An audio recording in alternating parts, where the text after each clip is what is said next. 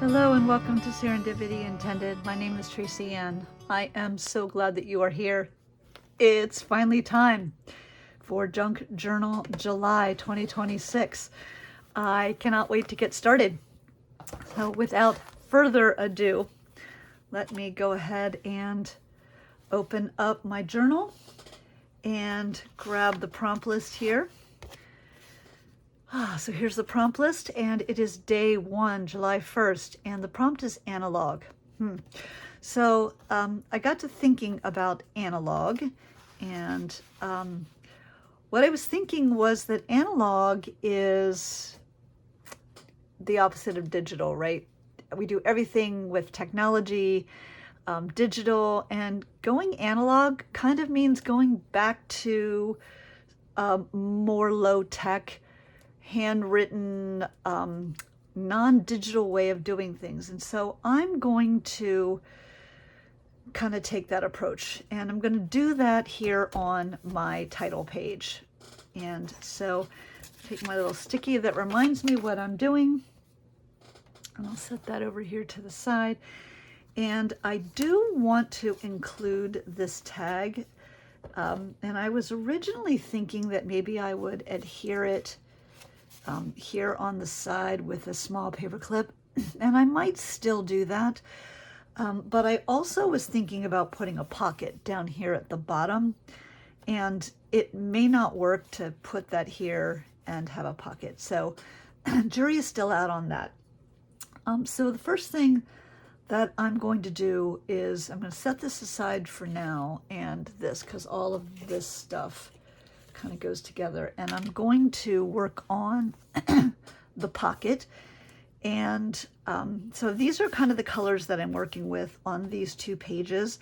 And even though this prompt I'm just doing on this page, these are facing each other. And I like to have, when I'm doing a journal that's sort of a theme, and in this case it's Junk Journal July, I like to at least have the facing pages make sense with one another. So I'm gonna shoot for that and see where that goes. So I grabbed a few things that from my stash to potentially make a pocket out of, and I'm going to actually slide this down a little bit since this is where I'm going to be working, just so you can see that. So I just grabbed a few things. Obviously this wouldn't work as a pocket. I was thinking that might be kind of funny to cut that off and let it be like that, and it works color-wise. It's not a no. And then I also thought this could potentially work. It's actually a little too large for the page, though. I guess I could do something plainer. I just don't like that. So that is a no.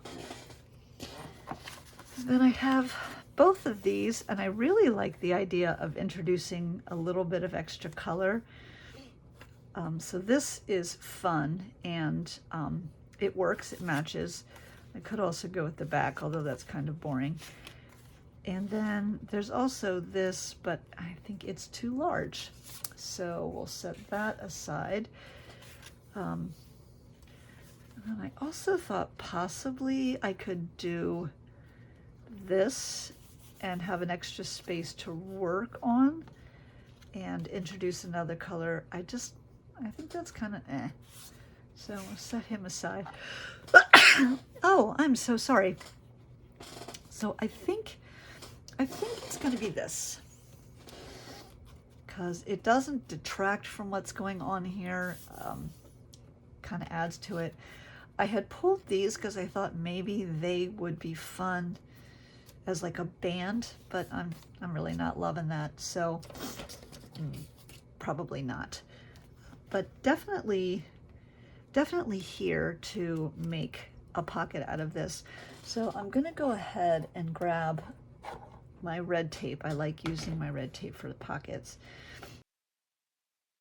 So I have to apologize because I decided at about this point in filming the video that I should really just do a voiceover.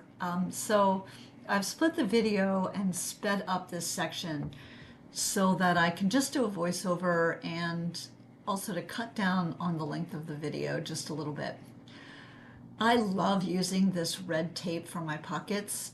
I feel like it adheres really well, and I don't have to wait for it to dry, unlike with like an art glitter glue or something like that, where you have to wait for the glue to dry. And I tend to be a bit of an impatient journaler. So that is my preference. You can really do whatever you want. I know a lot of people also like to sew their pockets on the page. With the book already assembled, that's particularly difficult, especially for machine sewing. And so that's it, a pocket. And I really like the way that it sort of divided the page into three.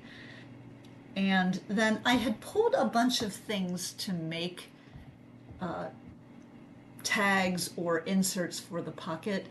And as I typically do when I don't necessarily have a plan, I grabbed some things and then I just started sort of playing around with it. And I did like this white piece in there. It was bugging me a bit that it was really very, very white. And I also wanted to get some darker in there. And I thought that this element would match really well with the brown floral print on the opposite side. And so I cut that out because I thought that would be kind of a fun little scrappy junk journaling tag that maybe I could do a little bit with. And I ended up, after fiddling around with it for a while, even though I really liked the brown, I really was not feeling that particular item there. And so later on, you'll see I pull it out and I replace it with something else. One of the things that I find when I am journaling is that I'll kind of audition things and go back and forth until I come up with what I like and what I think makes sense. You can see I went back to the insert, and again, I will give up on it later. So I ended up deciding while I was sort of letting that sit that I would work on this piece. And what I wanted to do, it has all of the months in order. And since this journal is for June, July, and August, I thought it would be fun to kind of circle or highlight those in some way. And my original thought was to use that plain round circle stamp, but it was a little too large to do each one individually, not large enough to do the other. So I found this one and thought perhaps I could use it and then maybe stamp it on something and then cut it out so that I knew that I would definitely get it lined up properly. And so I'm having a little bit of an issue. My ink pads are starting to run out. And fortunately, at least with this stamp impression, it turned out fairly well. There was that dot in the center, but it doesn't matter because I'm going to cut that out. I also had this stamp on my desk, and I was thinking that maybe I would use it possibly in the top right corner of the page. I ended up not using it at all.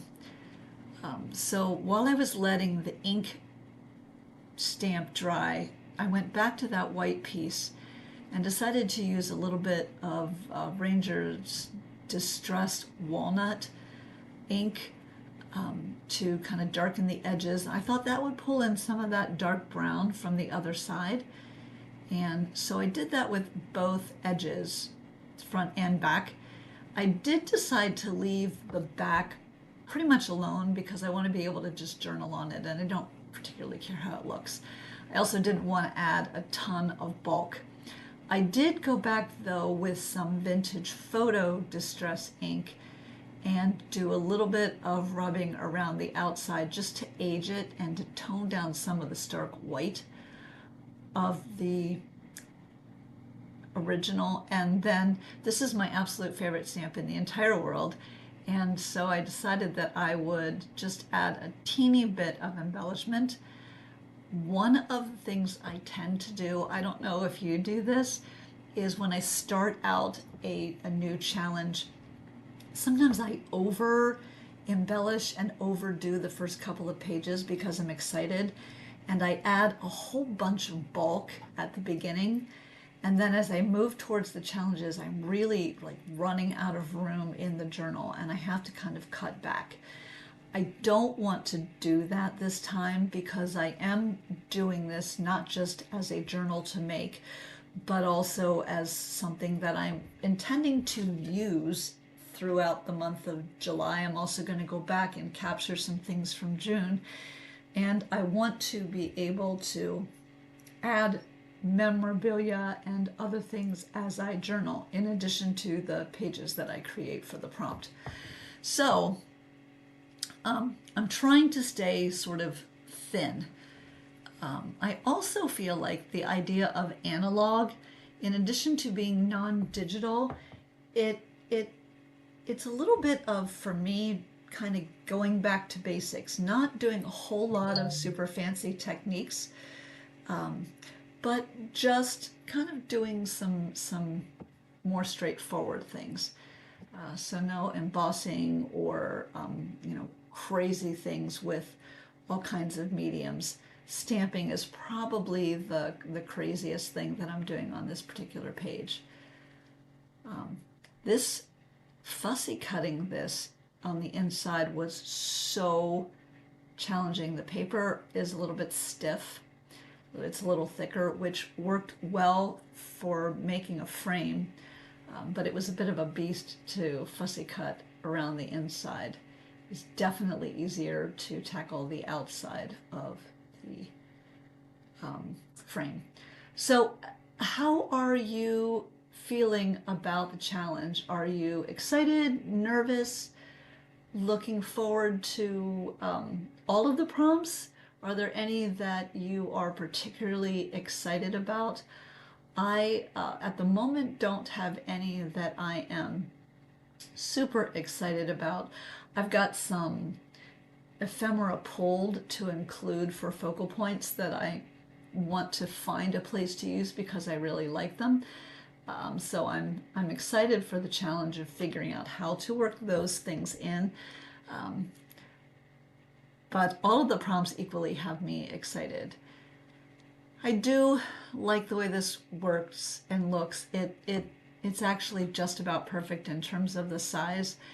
I feel though, because it is kind of like my date stamp, that I want to do something more than just the frame. And so I decided I would just grab some bits and bobs that I had on my desk and do a quick little collage behind the frame. And then that way I could, add a little bit of interest to the frame and only a teeny bit of bulk, right after I just said I wasn't going to do a whole lot of bulk.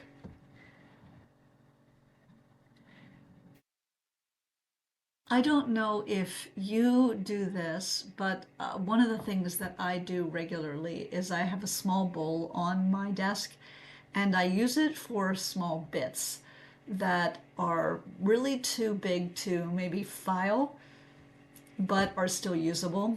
And a lot of them tend to be neutrals, although other stuff ends up in there as well. But I find that having that little bowl is handy for times like this where I just need a little bit of something, because I can go to those leftover bits and bobs and do what I need to do. Here's another example. I had a little piece of a steno pad left, and I thought the torn edges from the spiral binding would be a little bit of an interesting texture to add to the collage, again without adding a ton of bulk. And then that string was from the towel that I used for the inside cover. Some of the edges were fraying after I tore it, and I saved the string because I thought it would be a fun fiber to use as an accent. I did decide that I would go over the June, July, and August abbreviations just to make them a little bit darker, stand out a little bit more in contrast to the other months. And then that pretty much was all that I needed to do. Now, it's not in the video because at the time I thought, okay, I'm done with this little cluster. After I finished the video, I did realize that it needed one more thing. Excuse me. And I added a small black button to bridge between the fibers and the frame. So at the end of this video, when you look at the photographs, take a look for that black button so that you can see that sort of finished. And then other than rounding the edges of this little tab and distressing the edges with the ink, I really didn't do anything else in terms of decor. I did find this one quote on here that I thought was perfect for the front of the journal, so I added that, put a little bit of backing on it to help it pop against the background, and also to get a little bit of the sort of pinky color in from the other side, but a little bit darker than the background paper. It's a very subtle pop of red, but I think it really works, and it makes that little embellishment stand out. Okay, and in the end I did decide just to go ahead and paper clip it on. That way I could journal on the back really easily and remove it if I needed to for any other purpose. And so that, I decided, was pretty much it. And as I mentioned in an earlier video, I decided to use this label maker to put the prompt on each of the pages. So I'm just putting in the number 1 because it's the first day, and then analog because that's the prompt. And then I'll place that on the page, and then I'll do that for every single page so that I remember what the prompt was that sort of inspired the page. That little pocket has number, or NO, printed on it, and then a number. So I thought that was a perfect place to put the label for the prompt. And then I needed some sort of a title because this is the title page, and I wanted to put Junk Journal July. So I thought another analog way to do that would be to use stamps. So I pulled out the stamps. I was concerned though that it wasn't going to fit because it's a lot of letters and the stamps are fairly large. So I took that same piece of steno paper that I tore the spiral edge off of, and I decided that I would use that to kind of play with the stamps and see if I could get them to work. Also because, like I said before, the ink on this ink pad is definitely wearing out, and I wanted to make sure that if it didn't look good, I didn't mess up the page. So it turned out that this did work, it did fit, and I liked the way that the green looked so much.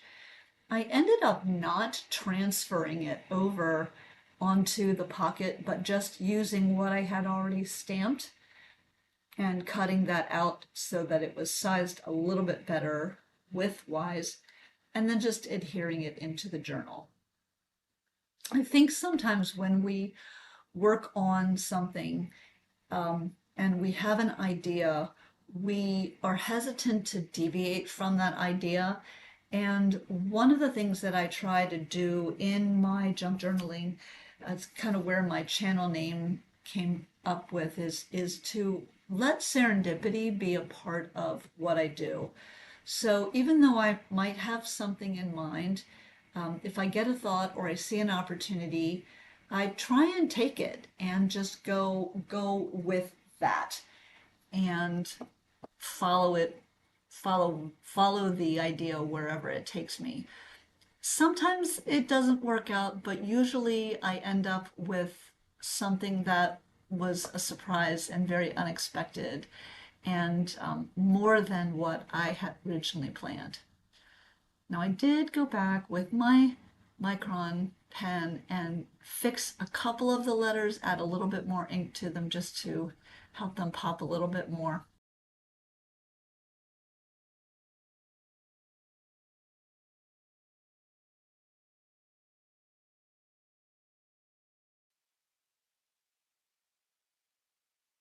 I did very briefly here remember that I wanted to use that stamp, fiddled with it for a moment or two, and then end up deciding, nope, not going to do it. And that then became the end of the prompt. So, yeah, this ended up being a thought that I abandoned. Anyway, that's day one, analog. Thank you for joining me. I hope that you make a great day.